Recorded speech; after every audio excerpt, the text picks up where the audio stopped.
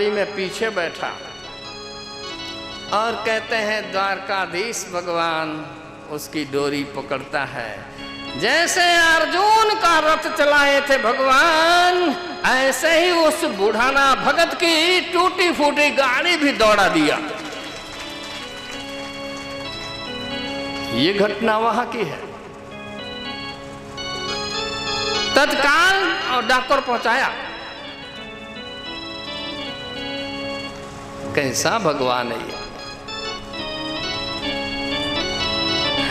अर्जुन का जब रथ चलाने लगे, जब युद्ध होना था, तो भगवान ने कहा अर्जुन, हाथी घोड़ा कितने मार काट कितनी आवाज आती होगी, और उसमें मैं रथ तेरा चलाऊंगा तो पीछे से कहेगा दाहिनी तरफ ले चलो, और इस आवाज में सुनाई देगा नहीं तो मैं समझ नहीं पाऊंगा। तब फिर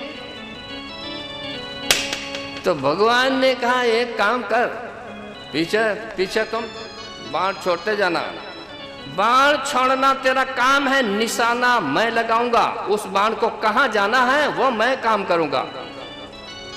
और जब तुझे दाहिनी तरफ जाना हो तो पीछे से तू अपने दाहिने पैर से मेरे दाहिनी तरफ ठोकर लगाना, पैर से ठोकर मारना, तो मैं समझ जाऊंगा तो रात मोड़ दूंगा।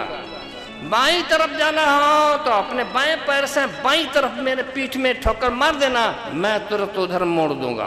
सीधे जाना हो तो रीढ़ की हड्डी पर वहां ठोकर लगाना, बोलने की जरूरत ही नहीं। बाण छोड़ते जाओ, निशाना मैं लगाता जाऊं। अरे कैसा भगवान है ये। मिलेगा ऐसा भगवान कहीं ढूंढे, जो अपने भगत की पैर की ठोकर भी खाने में शर्म नहीं आती।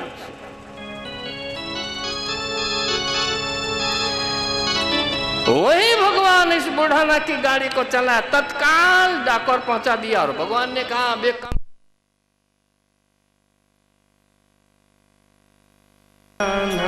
बंध गए, प्रेमियों ने जो बनाया बन गए, प्रेमियों ने जो बनाया बन गए, प्रेम के बंधन में कान्हा बंध गए, प्रेम के बंधन में कान्हा बंध गए। जान मीरा की नराना ले सका,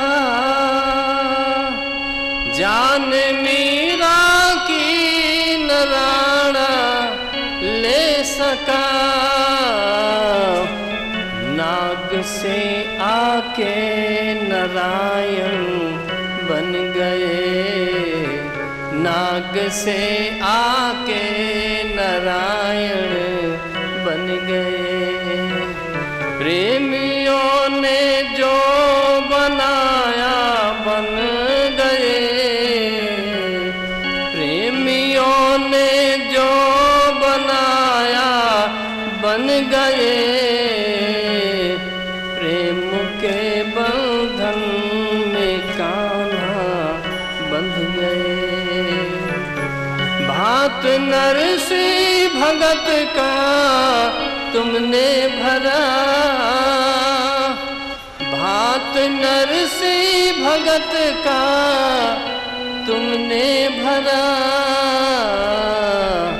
भगवान अहम भक्त पराधीनो, थोड़ी शांति रखो तो जरा ठीक रहे। और जो ये कुछ यहाँ मत करो, और ना ही ये प्रसाद लेके यहाँ आओ, वहीं रोक दो पीछे। कथा चालू रखना है तो, बंद कराना है तो वो बात अलग है। मैं भगवान श्री कृष्ण जब दोनों तरफ की सेना खड़ी थी तब भी गीता का उपदेश दे दिए थे अर्जुन को, लेकिन मैं नहीं दे पाऊंगा। मेरे वो सामर्थ्य नहीं है, वो कृष्ण ही दे सकते हैं। कि इतनी आवाज, इतनी गड़गड़ाहट, तो भी वो गीता का ज्ञान अर्जुन को दे दिए। अपने बस की बात नहीं है,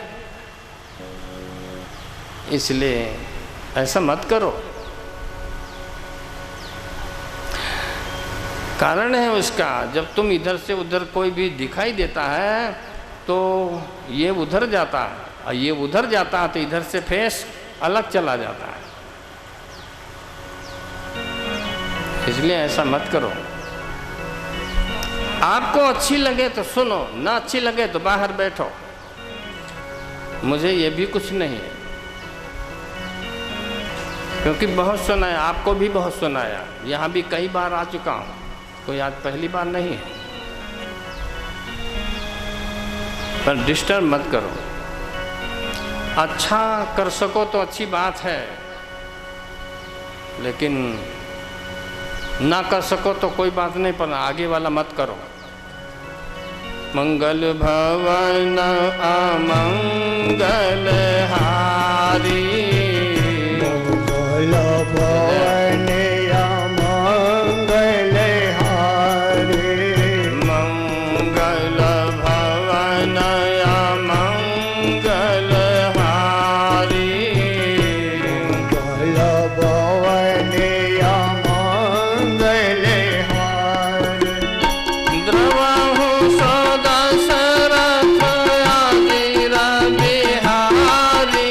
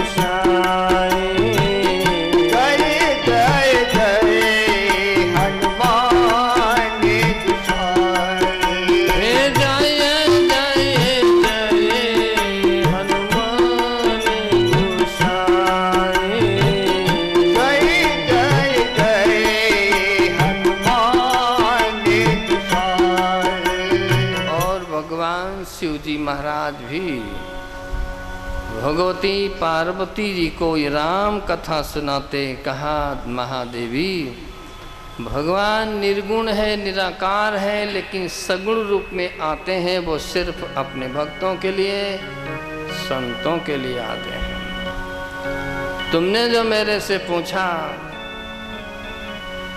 रामावतार किस लिए हुआ, रामावतार के कारण तो महादेवी हरि अवतार है तुझे ही होई दिमिठम कही जात न सोई। भगवान का अवतार क्यों और किस लिए होता है ये तो मैं भी नहीं जानता।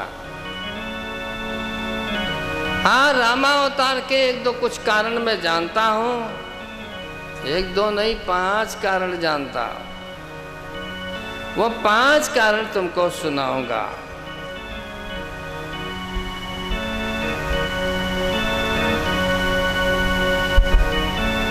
तो भगवान शिव जी महाराज ने रामावतार के 5 कारण कैलाश के शिखर पर भगवती पार्वती जी को सुनाया था विस्तार पूर्वक।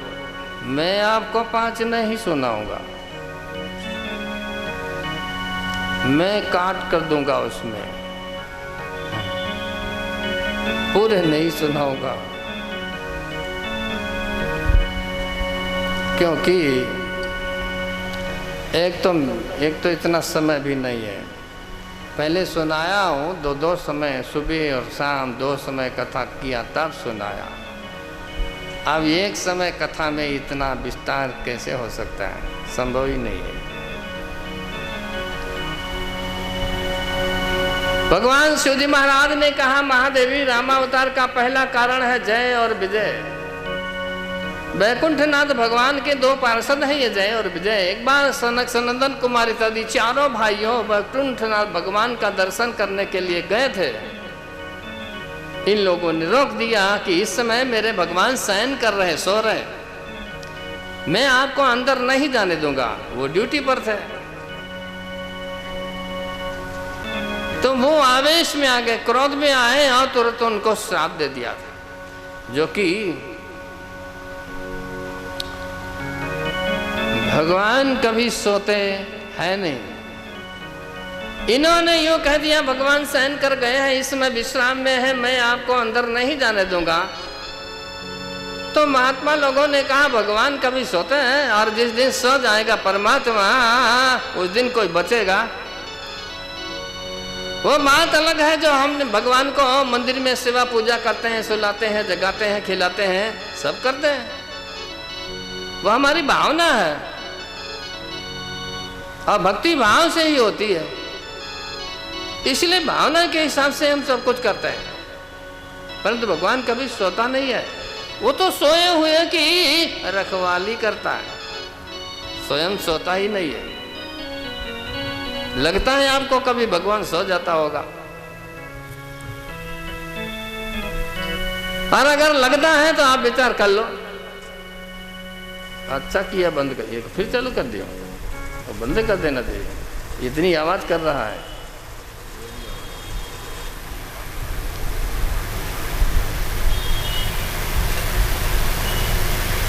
अपने बस में बैठे हो,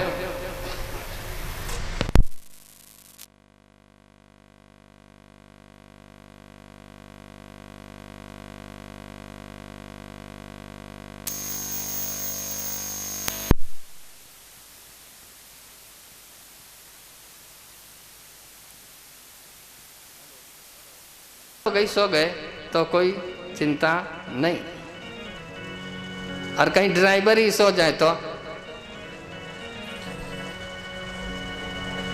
जो गाड़ी चला रहा वो ड्राइवर सो जाए तब क्या होगा?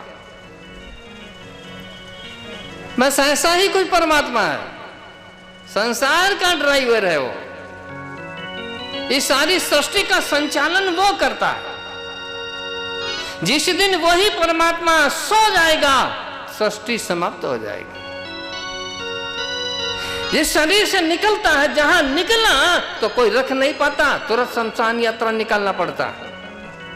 जहां वो निकला तो तुरंत अपवित्र भी हो जाएगा और सड़ना चालू हो जाएगा तुरंत। इसलिए कोई नहीं रखता है, कितना भी प्रिय हो उसको निकाल देगा बाहर। भगवान कभी नहीं सोता, सोए हुए की रक्षा करने के लिए प्रभु हर समय जागते रहते हैं। इसलिए महात्मा लोगों ने कहा तुम लोग अहंकार आ गया तुमको, भगवान के द्वारपाल बने हो, महात्माओं को भ्रम में डालते, उन्हें रोकने का प्रयास किया। जाओ, मेरा श्राप है, तुम यहां के लायक नहीं है, धरती पर अवतार लेकर के चले जाओ। राक्षस होने का श्राप दे दिया था। वही श्राप को सत्य करने के लिए जय और विजय इस धरती पर रावण कुंभकर्ण के रूप में अवतरित हुए थे। रामावतार का ये पहला कारण है। भगवान शिव जी महाराज भी सुना रहे भगवती पार्वती की महादेवी, रामावतार का एक दूसरा कारण है।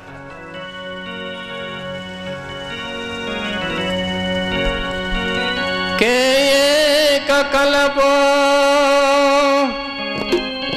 आए कल्पो सुर देखी दुखारे और समर जलंधर सन सब हारे के समर जला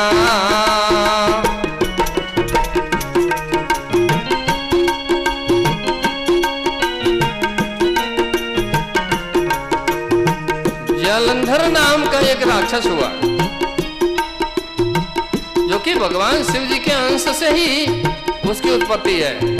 पसीना पहुंचकर फेंका था समुद्र में, उसी में से वो पैदा हो गया, नाम जल में से, इसलिए जलंधर नाम रखा गया। पालन पोषण समुद्र देव ने किया। पितामह ब्रह्मा जी ने भी वरदान दे दिया उसको अमरत्व का, लेकिन साथ में ये कह दिया जब तक इसकी शादी होगी, तो शादी जब होगी इसकी पत्नी का सती तो जब तक सलामत रहेगा तब तक इसे कोई मार नहीं पाएगा। हाँ, यदि उसका सतीत्व भंग हो जाएगा तो ये मारा जाएगा। ये ब्रह्मा जी ने वरदान दे दिया, फिर तो राक्षस ही ठहरा। शुक्राचार्य महाराज ने भड़काया, लगाई आग। देवलोक पर चढ़ाई कर दिया, मार मार के देवताओं को भगाया, कब्जा कर लिया।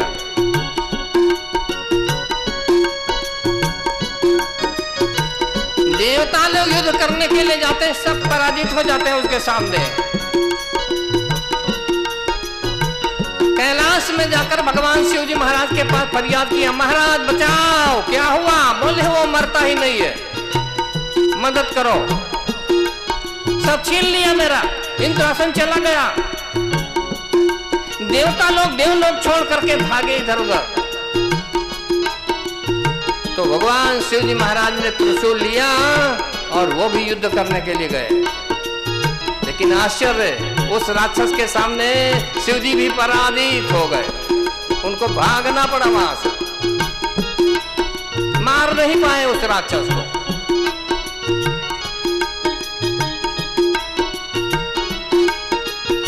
तो भरद्वाज महाराज ने यज्ञवल्क्य जी से पूछ लिया, जो त्रिवेणी संगम तट पर कथा चल रही थी वहां पर पूछ लिए कि महाराज वो ऐसा बलवान, इतना बलवान था वो, जो शिव जी महाराज को भी भागना पड़ा, वो ही नहीं मार पाए उसको। बोले वो कोई इतना बलवान नहीं था। तो फिर शिव जी को क्यों भागना पड़ा? भागना पड़ा उसका दूसरा कारण है। क्या? तो गोस्वामी जी लिखते हैं, परम सती असुराधिप नारी,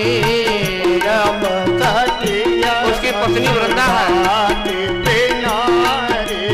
परम सती असुराधिप नारी, और वो सती है। और तेही बलता ही न जीता ही पुरारी,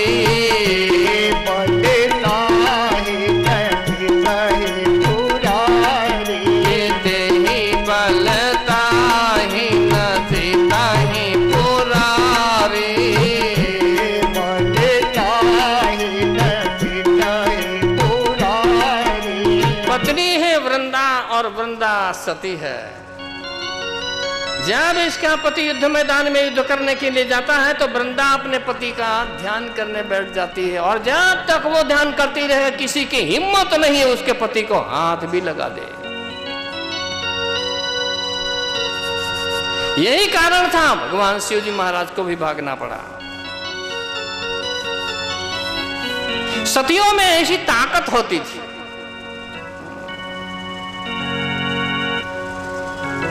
जब भागना पड़ा तो देवता लोग पितामह ब्रह्मा जी के पास गए। ब्रह्मा जी ने कहा मैं क्या करूं, मैंने ही तो वरदान दे दिया था।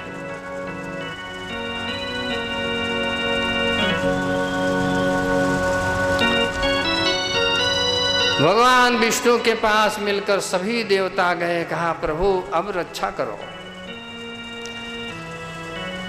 इंद्रासन तो चला नहीं गया, स्वर्ग तो गया, लेकिन अब हम लोग जाएं कहां? वो पीछा नहीं छोड़ रहा।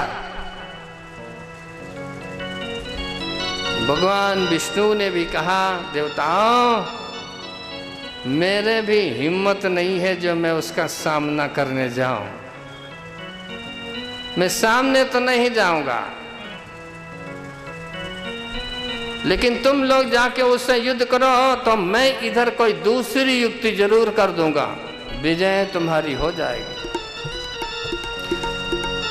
तो देवता लोग सब जालंधर से युद्ध करने लगे और इधर वृंदा बैठी है, अपने पति का ध्यान करती है, और उधर भगवान नारायण स्वयं जलंधर का रूप बना लिया और वृंदा की कुटिया में चले गए। वृंदा ने देखा कि मेरा पति वापस आ गया, ध्यान टूट गया, और कहते हैं ध्यान टूटा तो भगवान नारायण जो जालंधर रूप लेकर के आए थे, वृंदा के सती का सतीत्व भंग कर दिया, और उसी समय देवताओं ने वहां जलंधर को मार दिया, क्योंकि यहां सतीत्व भंग हुआ तो उधर वो मारा गया। लेकिन वृंदा सती थी, इसलिए समझ गई कि मेरे साथ छल हो गया। आवेश में आई, कहा आप हैं कौन? सच्चाई प्रकट करो नहीं तो श्राप देती हूं। तो भगवान नारायण तुरंत प्रकट होते हैं। वृंदा ने कहा महाराज ये जगत के जीव ये तो छल कपट करते हैं, आप भी छल कपट करना चालू कर दियो।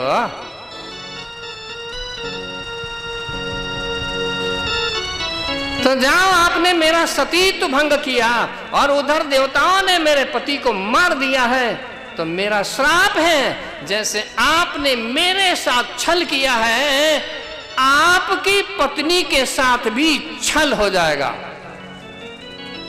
और दूसरा श्राप ये, जो खड़े खड़े चुपचाप सुन रहे हो, कुछ बोलते नहीं हो, पत्थर जैसे, तो जाओ, मेरा श्राप है, तुम शिला बन जाओ, जड़ हो जाओ। दो प्रकार के श्राप वृंदा ने भगवान को दे दिया। और तब भगवान बोलता है, वृंदा मैं तुम्हारे श्राप सत्य करूंगा, स्वीकार करता हूं। तुमने ये कहा कि तुम्हारी पत्नी के साथ छल हो जाएगा, वो भी होगा, रामावतार लेकर के आऊंगा। उस समय पर रावण सीता को ले जाएगा, ये भी सत्य करूंगा। लेकिन तुमने ये भी मेरे से कहा जड़ हो जाओ, शिला बन जाओ, तो वो भी बनूंगा, शिला बन जाऊंगा। लेकिन वृंदा मैंने स्वीकार किया, तुमको स्पर्श कर दिया, मेरा वरदान है तुमको कलंक नहीं लगेगा, कोई कलंक नहीं लगा सकता है। और दूसरी बात ये,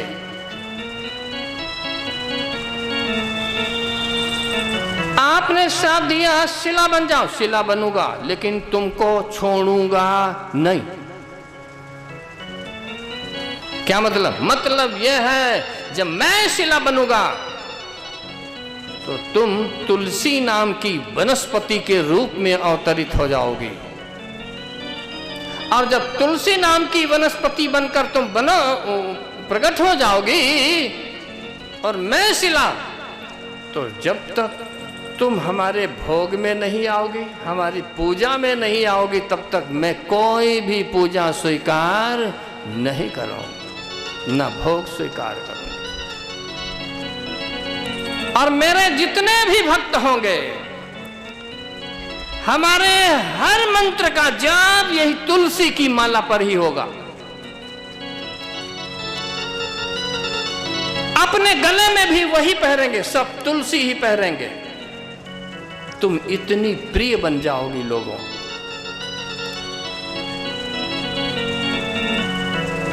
ये वरदान भगवान श्री हरि ने उनको दे दिया।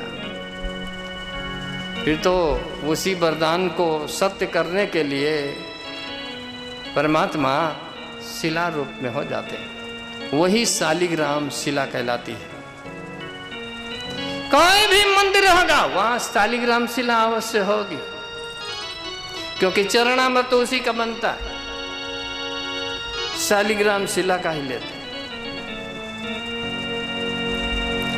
भगवान के जितने अवतार है परमात्मा के, एक शालिग्राम शिला की यदि पूजा कर लिया तो सभी अवतारों की, भगवान के सभी स्वरूपों की पूजा शालिग्राम शिला की पूजा करने से हो जाती है।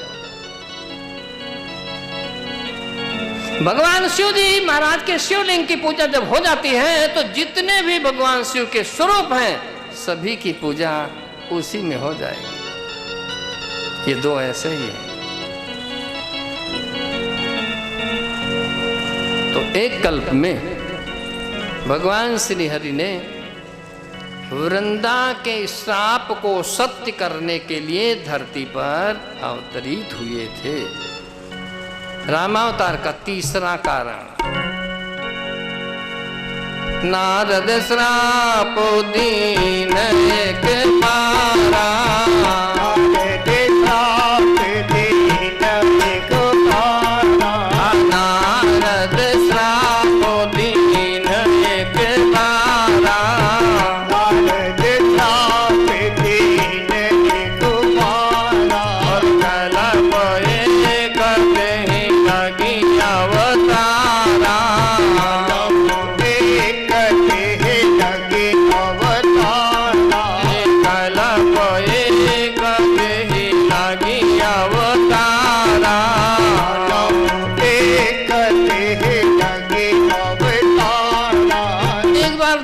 नारद जी ने भी भगवान श्री हरि को श्राप दिया था। बड़ी लंबी कहानी है, लेकिन मैं नहीं सुनाऊंगा, छोड़ दूंगा।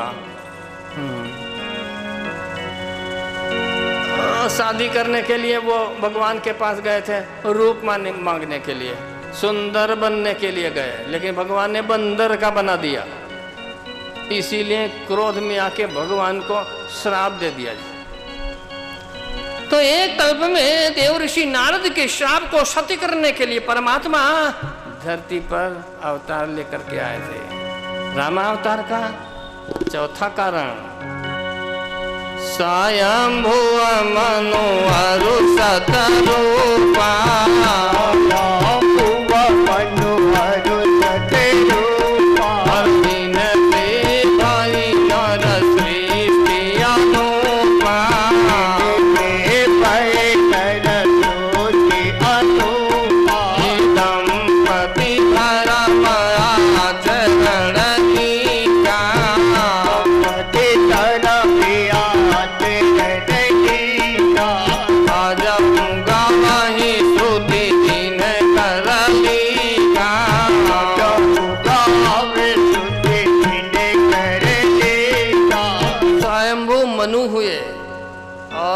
पत्नी शत्रुपा दी। राजाधिराज थे, बेटा भी है, बेटी भी है, बेटे के भी बेटे हो गए। बहुत बड़ा परिवार।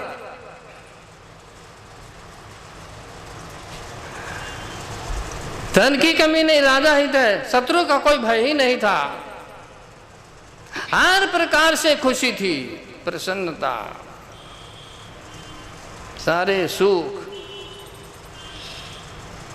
ये सब कुछ होते हुए भी एक दिन जब सुबह बैठे थे तो उनके मन में ऐसा आया कि लगता है अभी कुछ कमी रह गई, जीवन में कुछ कमी रह गई। अब क्या कमी रह गई? पत्नी है, बेटे हैं, बेटे के भी बेटे हो गए, बेटियां भी हैं, बोलो धन की कमी नहीं है, राजाधिराज है, शत्रु का भय नहीं है, तो फिर अब कमी क्या रह गई? तो मानसकार कहते हैं जो कमी रह गई वो मनु महाराज ने स्वयं कह दिया। बैठे बैठे हो ही न विषय विराग, भवन बसत भा चौथपन, तब हृदय बहुत दुख लाग, जन्म गयो हरि भजन बिन। भगवान की भक्ति के बिना मेरा जीवन तो सब पानी में चला गया। मैंने हर वस्तु संसार की ही प्राप्त किया है, कोई कमी नहीं है, मगर एक वस्तु नहीं है अपने पास जिससे शोभा होती है, जिसके लिए ये जन्म मिला हुआ है, वही वस्तु नहीं है। और वो क्या है? वो है भगवान की भक्ति। हम कितना भी प्राप्त कर लेंगे लेकिन वो तो नाशवान है, वो एक दिन छूटेगा। हम छोड़ नहीं पाएंगे तो भी वो छूटेगा, छोड़ा दिया जाएगा जबरदस्ती, कुछ नहीं हम कर पाएंगे, हम रोक नहीं सकते। कितना भी धनवान हो, बलवान हो, जाएगा, छूटेगा। तो नाशवान वस्तु जितनी भी संसार में, वो हमने सब कुछ प्राप्त किया। मनु महाराज कहते हैं सब कुछ मिला, लेकिन एक चीज तो नहीं प्राप्त कर पाया जिसके लिए ये मनुष्य का हमको जन्म मिला है। परमात्मा ने कृपा करके ये जो मनुष्य का हमको जन्म दिया वो तो सार्थक नहीं कर पाया। विषयों से वैराग्य होता ही नहीं, कुछ छोड़ने का मन करता ही नहीं। बुढ़ापा आ गया है लेकिन फिर भी नहीं छोड़ता, तृप्ति होती नहीं, संतुष्टि होती नहीं, बढ़ती जा रही, बढ़ती जा रही। बाप ने बेटे को पूछा, बेटा आप तो खुश हैं? तो बोले हाँ पिताजी खुश हूं, लेकिन परीक्षा में पास हो जाऊं तो, परीक्षा में पास हो जाऊंगा तो खुश हो जाऊंगा। तो भगवान ने दया किया, परीक्षा में भी पास हो गया। तो बाप ने कहा अब तो खुश है? बोले हाँ पिताजी खुश तो हूँ, और कहीं नौकरी चाकरी मिल जाए तो कुछ धंधा पानी। तो भगवान ने वो भी दया कर दिया। फिर बाप ने पूछा, बेटा अब तो सब मिल गया, अब तो तू खुश है? बोले हाँ पिताजी खुश तो रहूंगा, लेकिन शादी हो जाए तो शादी भी करवा दिया। शादी हो गई तो बाप ने पूछा, बेटा आप खुश हैं? बोले हाँ पिताजी खुश तो हूं, लेकिन एक बेटा हो जाए। भगवान ने वो भी दया किया, बेटा भी हो गया। तो बाप ने पूछा, बेटा अब खुश है? अब तो बेटा बोले हाँ बाकी तो सब ठीक ठाक है, अब लेकिन बेटे के भी एक बेटा हो जाए, अपना वंश आगे बढ़े। बस ऐसा ही करते करते सारी जिंदगी हम खो देते हैं, तृप्ति नहीं होती है। ये मनु महाराज कह रहे हैं, मैं नहीं। हो ही न विषय विराग, भमन बसत भा चौथपन, तब हृदय बहुत दुख लाग, जन्म गयो हरि भजन बिन। भगवान की भक्ति के बिना, भजन के बिना मेरा जन्म व्यर्थ में चला गया। आज हमारे पास जो भी कुछ है, कुछ हमने किया होगा, इसलिए हमको आज मिल रहा है। आप यदि ये कहते हो मैं मेहनत करके प्राप्त किया, तो मेहनत करने वाले बहुत लोग बैठे हैं, दिन रात मेहनत करते हैं। क्या वो पहुंच पाते हैं वहां तक? खाने को हुआ तो कपड़े पहनने को नहीं, कपड़े हैं तो घर रहने के लिए नहीं। दिन रात 24 घंटे मेहनत करते हैं वो। आप यहां पर आए, घंटे 2 घंटे बैठ करके भगवान की कथा सुनने का समय तुम्हारे पास है, आ गए यहां पर, लेकिन बहुत से लोग हैं जिनके पास समय ही नहीं है। क्यों? क्योंकि यहां बैठे तो घर में काम कौन करेगा, खाएगा क्या, उसके पास इतनी व्यवस्था ही नहीं है।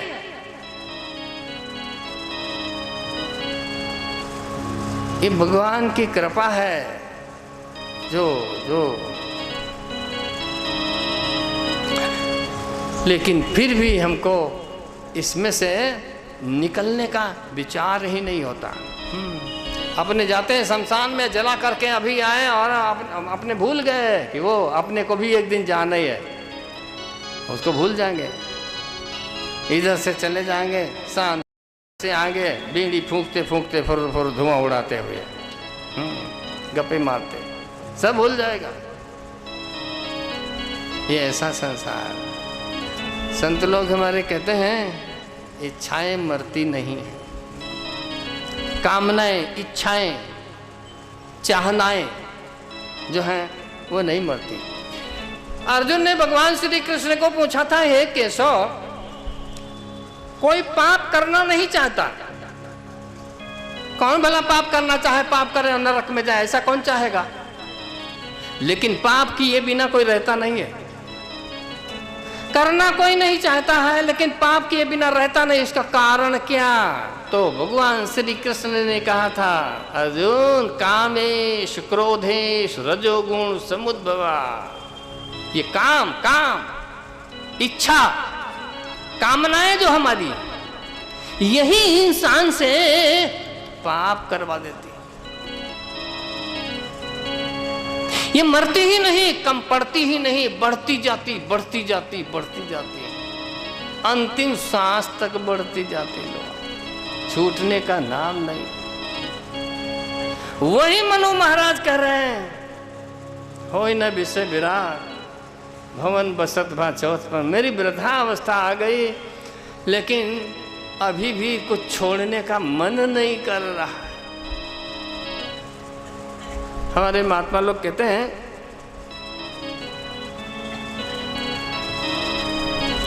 बाल्यावस्था होती है वो विद्या अर्जित करने के लिए होती, ज्ञान अर्जित करने के लिए होती बाल्यावस्था।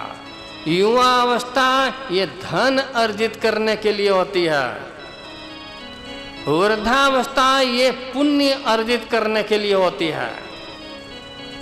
बचपन में पढ़ाई करके कोई हुनर सीख लेना चाहिए, जिस हुनर के माध्यम से हम अपना जीवन चला सकें, अपने परिवार को चला सकें। ये हुनर पहले ही सीख लेना चाहिए। फिर युवा अवस्था आती है तो युवा अवस्था में हम वही हुनर अपने उपयोग में लेते हैं, लेकिन उस प्रकार से करें कि बुढ़ापा में पछताना न पड़े। इस हिसाब से उस धन को इकट्ठा करें। वृद्धावस्था जब आ जाती है तो धन की कमाई नहीं तो पुण्य की कमाई करना चाहिए, क्योंकि अब जो भी कुछ कर लिया, जो समय था, भगवान ने जो टाइम दिया था, जो कुछ अपने से हो सका उतना तो हमने किया है। लेकिन अब आगे जो जन्म होगा तो फिर आगे का क्या? क्यों? यहाँ जो हमने किया वो तो सब यहीं पर रह जाएगा, साथ में जाएगा नहीं। और जब यहाँ रह जाएगा तो आगे क्या होगा? उसको सुधारने के लिए ये पुण्य अर्जित करना चाहिए। पुण्य, यदि हमने पुण्य की कमाई कर लिया तो अगले जन्म में वही पुण्य ही हमारे साथ आएगा। वो ऐसी जगह पर जन्म कराएगा जहां हर प्रकार की व्यवस्था जन्म से ही हमको मिल जाएगी। आपने देखा होगा एक व्यक्ति के यहाँ बहुत बड़ा सेठ होता, उसके घर बेटे का जन्म होता। जन्म होने से पहले, बच्चे का जन्म होने के पहले सोने के चम्मच में जब जन्म हुआ तो बच्चे को सोने के चम्मच से दूध पिलाया जाता है। ऐसे परिवार में उसका जन्म हुआ और उसी समय एक जन्म हुआ है, वो स्टेशन के किनारे पड़े हुए देखे होंगे झुपड़ी में, उनके घर में जन्म हुआ, बेटे का ही, पहनने को चड्डी भी नहीं है। क्या मतलब है? इसने जन्म से ही लाखों करोड़ों का मालिक हो गया। वो जन्म से ही जहां जन्म लिया करोड़ों का मालिक बन बैठा। वो उसके लिए कहीं खाने को भी कुछ नहीं है। अब ये कर्म तो न इसने किया न उसने किया, दो में से किसी ने कोई कर्म नहीं किया है, तो फिर ऐसा फर्क क्यों हो गया? वो फर्क और कुछ नहीं है, वो पिछले जन्म की उसकी पुण्य की कमाई है, उसके साथ में पुण्य की पूंजी है। उसी पूंजी के आधार पर उसका जन्म हुआ है, जो जन्म से ही उसको करोड़ों की संपत्ति उसको मिली है, मालिक बन बैठा है। उसने कुछ किया ही नहीं तो ऐसी जगह पर उसका जन्म होता है, मरता रहेगा, पूरी जिंदगी रखड़ता रहेगा। इसलिए वृद्धावस्था होती है वो पुण्य की कमाई, पुण्य अर्जित करने के लिए होती है। पुण्य की कमाई कर लेना चाहिए। हाँ, हमने किया जो भी कुछ किया जिंदगी में, जितना हो सका उतना किया, लेकिन अब बुढ़ापा आया है तो बुढ़ापा को सुधार लेना चाहिए, जिससे हमारा अगला जन्म, यहाँ इस जन्म में जितने हमारे सगे संबंधी एक भी हमारे साथ में नहीं आएगा।